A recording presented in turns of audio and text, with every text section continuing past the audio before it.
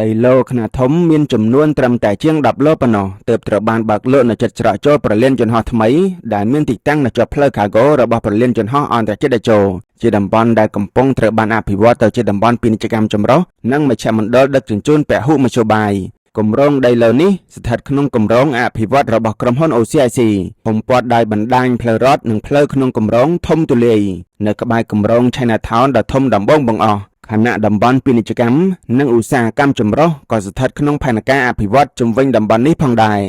មានផ្លូវទំហំ20ម៉ែត្រក្នុងគម្រោងដីឡូពាណិជ្ជកម្មខាងលើតភ្ជាប់ជាមួយផ្លូវធំ Cargo Road និងផ្លូវទំនប់លេខ92ងាយស្រួលធ្វើដំណើរឆ្ពោះទៅផ្លូវក្រវ៉ាត់ក្រុងទី3និងផ្លូវជាតិលេខ2ស័ក្តិសមសម្រាប់សាងសង់ឃ្លាំងស្តុកទំនិញគ្រប់ប្រភេទឬស័ក្តិសមសម្រាប់វិនិយោគិនដែលមានផែនការអាជីវកម្មសាងសង់សណ្ឋាគារសាលារៀនឬអាជីវកម្មផ្សេងៗនៅក្នុងតំបន់ដែលកំពុងមានសកម្មភាពអភិវឌ្ឍលឿនរហ័សសូមជម្រាបថាក្រៅពីគម្រោងដីឡូពាណិជ្ជកម្មខាងលើមានអចលនទ្រព្យទំហំរាប់ពាន់ហិកតានៅជាប់អាកាសយានដ្ឋានអន្តរជាតិតេជោក៏កំពុងត្រូវបានអភិវឌ្ឍយ៉ាងសកម្មផងដែរជាមួយចក្ខុវិស័យវែងឆ្ងាយដើម្បីជំរុញកំណើនសេដ្ឋកិច្ចប្រទេសកម្ពុជា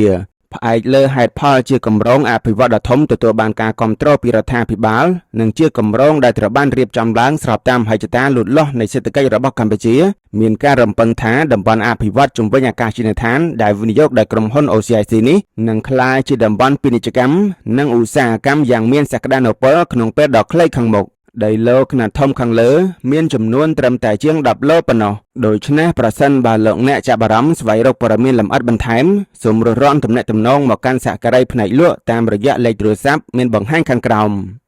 ឬអញ្ជើញទៅកាន់ការិយាល័យលក់របស់ TIACT ទាំងពីរទីតាំងដោយទីតាំងទី1នៅលើផ្លូវ60ម៉ែត្រកែងផ្លូវក្រវ៉ាត់ក្រុងទី3ឆ្ពោះទៅប្រលានយន្តហោះអន្តរជាតិតេជោស្រុកកណ្ដាលស្ទឹងខេត្តកណ្ដាលនិងទីតាំងទី2នៅក្នុងធនាគារកាណាឌីយ៉ាសាខាពោធិ៍សែនជ័យ